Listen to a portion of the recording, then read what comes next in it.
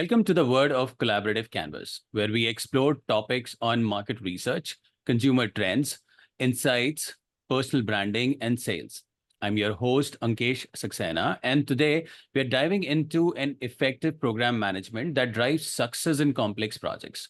Whether you are a seasoned professional or a brand or a consumer insight consulting firm, this podcast is for you. What exactly is program management? An effective program management ensures structured coordination, strategic oversights, and alignment of interrelated projects. Today, the guest of honor of my show is Chintan Lakhani, a business consultant by job and a consumer experience nerd. Chintan has worked across major brands in India and worked closely with the clients to run effective consumer experience programs.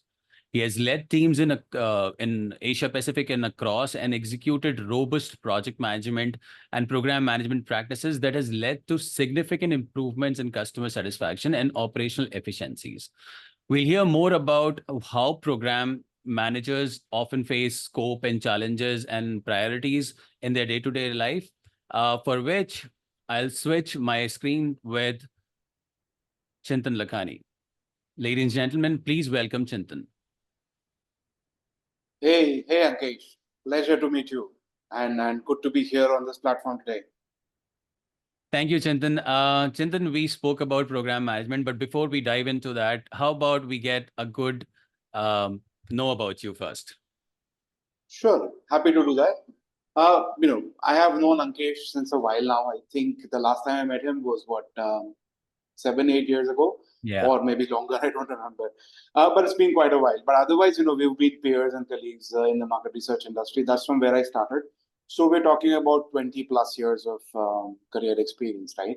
And, along with market research, my functional experience has been more around operations, service delivery, and program management, of course, is a big part of, the heavy lifting of operations that is. So that's something that, Ankesh reached out to me for and said, let's talk about it. Of course, so I said, yes, let's do. And here we are. Thank you. And in fact, program management has recently come up pretty well. I mean, I think for a couple of months, I've been hearing, and almost, I think not months, but a bit of year as well. I've been hearing that people are prone to go to program management because it gives them a good amount of success in executing the complex projects. So my first question to you, how does effective program management contribute to the successful execution of complex projects?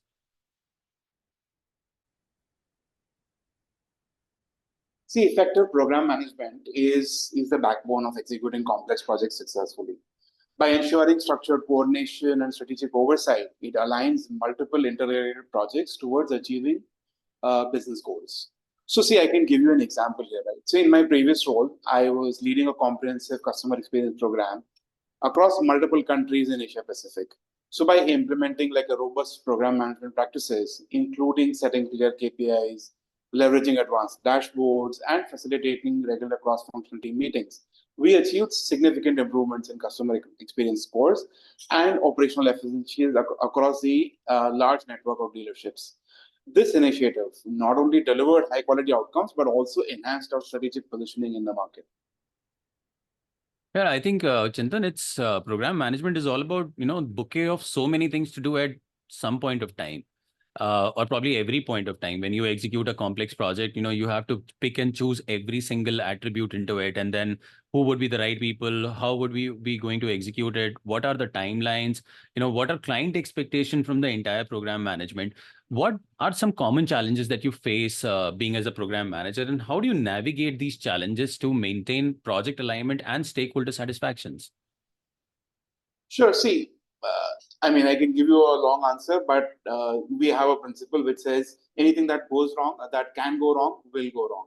So with that in mind, we are kind of prepared for everything, and that's something that we have to keep in mind. But see, generally, program managers frequently encounter these challenges as shifting project scope, changing stakeholder priorities, resource constraints, and these are things that happen on the fly, not something that you have already anticipated.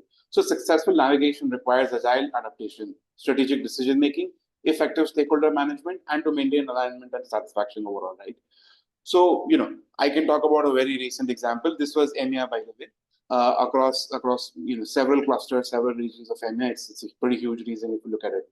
So see, during this major transformation initiative, we faced unexpected shifts in project scopes and stakeholder priorities because, of course, they have their own work to do in addition to what this new initiative, this digital transformation project we were working on. So by adopting an agile approach, maintaining open lines of communication, we were able to reprioritize tasks, reallocate resources, and this proactive strategy ensured that we stayed on track and delivered successful outcomes, earning stakeholder trust and satisfaction. And when you say stakeholder trust and satisfaction, it requires a lot of communication between you and the stakeholders. What is, if you can discuss some importance of establishing clear communication channels or, fostering collaboration among cross-functional teams and driving program success, that would be good. Because I see the communication part is pretty evident almost in every program management, or even if we talk about, project management, because you work not just in one industry, you have like, you wear several hats.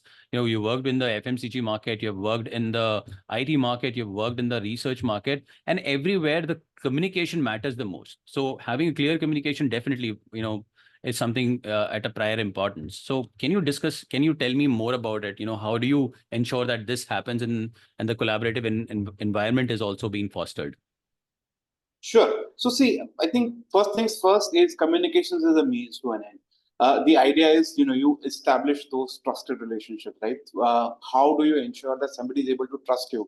When in most cases, we don't even have potentially that advantage of having an intro meeting. Sometimes we might just have like get introduced over email, or sometimes you may get a chance to speak on a large group call, and that's really how you get introduced. How do you then ensure without taking up more bandwidth, how do you get your point across and establish trust? So that's the first thing. So see, clear communication and collaboration are critical for program success in ensuring alignment, informed decision making, and effective contribution towards common goals. So see, when we look at some large scale projects, like I said, some of the tools we could use implement, like Slack for real time messaging, ClickUp for project tracking, and Google Meet for virtual meetings, right? So these are some of the tools that we can use. But at the underlying thing really is about open channels of communication and establishing trust. If we have that in place through regular check-ins, progress reviews, we keep everything aligned, ensure there's a swift issue resolution. So this approach not only kind of enhances your team synergy, but also ensures successful project delivery, improving client satisfaction and operational efficiency. And now I'm going to take you to another question, where we share the same industry, market research. So I've seen that you were working with a research agency, and there were also a lot of data analytics part that you used to work on. How do you, as a manager, leverage data analytics and performance matrix to monitor project progresses? See, I think from a program management perspective, and that's the ability to look at all the moving parts and see which are the ones that are producing data. And when we say data, where we're able to kind of measure at each particular instance, and then track it over a period of time. Simply put, that's really what data analytics is all about, right? So look at data analytics or performance metrics. These are vital tools for program managers, providing insights into project progress, risk identification, and informed decision making.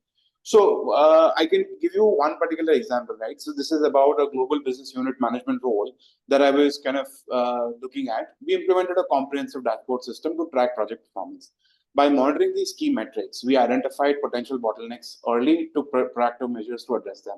This data-driven approach allowed us to optimize operations, consistently meet milestones, and deliver high-quality outcomes on time, demonstrating the strategic value of leveraging data analytics. So again, just look at what's moving, look at what you can measure, and then find a way to bring it all together in as few screens as possible, and then put like a watchtower in place and say, here's what you're tracking. These are the key KPIs that you're looking at, and then how is that impacting your overall performance? And that's the way to go. And how about, when we talk about data analytics or a bit of market research overall, and you mentioned that, fostering a culture of collaborativeness into the program management, how do you contribute to, innovations? The continuous improvement in market research, the methodologies and processes are keep on changing, and you're in a dynamic where you've seen, what market research was and what it is right now. So it's all about ultimately driving enhanced values and competitiveness in the industry. How do you ensure that, everything plays their vital role and you deliver the best. And again, at the end of the day, stakeholders are engaged and they're happy. Correct. So see, it's all about understanding what are the key outcomes that the client or or whoever is wanting to accomplish from this particular program. As long as you have a clear idea of what are the outcomes that needs to be achieved, as long as you have your handle on the KPIs, like the real levers. So then you know that okay, these are the levers that make or rather move us towards the expected outcome. The outcome could be a new process which needs to be implemented. An outcome could simply be the right way to collect data in a market research context, right? So again, from that point of view, program management methodologies, some of the ones that we recently used, foster innovation and continuous improvement by providing a structured approach, and that's more about identifying and scaling new methodologies and technologies.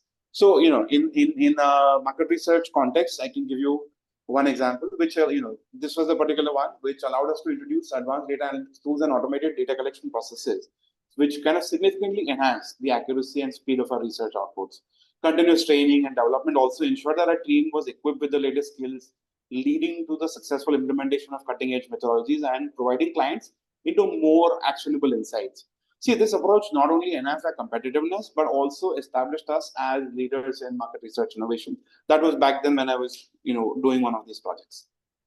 Yeah, I mean, I think it's a constant evolution. When you start program management or when you even, write how to start and what to take on, it takes a lot of effort, research and everything, I think, to ensure that the program management goes to every stakeholders and they're delighted and they get everything what they need at the end of the day. How long you have done a program management for a particular organization, a particular task, or probably say one particular project? Right. See, as you understand, right, in an agency setup, if you ask how long have you done it for a particular organization, that's a odd question to ask, right? Because that's what the agency environment does for you, right? Which is it puts you in a mode where you can plug in and plug out, and all of your skills are equally transferable. So you look at pharma one day, healthcare the other, FMCG the other day, and IT in a completely different, whether it's B2B or B2C context. The transferable skills, is what is unique here, and that's something which only an agency environment, I would say, is the right place to look at. Now, which is where you can grow those skills, right? Which is independent of the context, independent of the challenge on hand or the industry, you're still able to deliver the maximum benefits, especially when it comes to programs. So to answer your question in terms of number of years, right? So I've been leading operations for little over 15 years. Before that, I was more like an individual contributor, but leading teams, leading client engagements, 15 plus years, leading entire programs in terms of saying, we want to get from point A to point B, tell us how.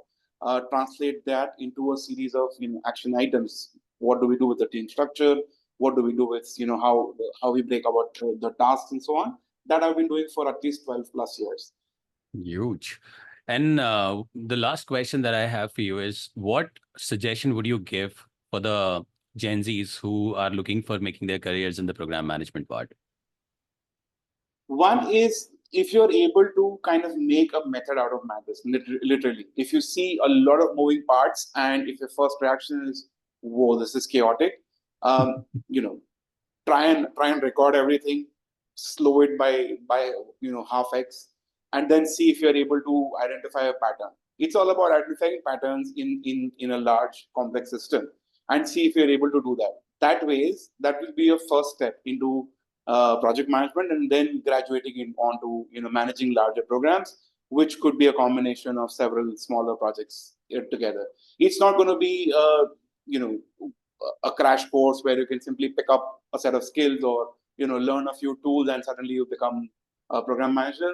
I haven't seen that happen, but it's more about the ability to look at what moves, measure it, track it, find a way to put that in a certain order, and that's the way you get a good hold over the entire program.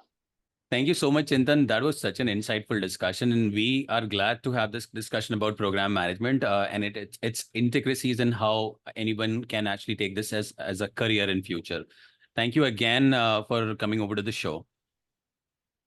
Ankesh, the pleasure is all mine. Thanks for having me over on this show. Just to let everybody know, I am open to other engagements as well. Program management, of course, because that's the key highlight of the show today. But apart from that, leading large operations, business units is what I usually do. And along with that, even smaller ones, which is, let's say business plan validation, research engagements, or any other requests. The idea is to understand, what are the key outcomes you want delivered, and we can discuss it together and see how we can work together, and I can help you with that.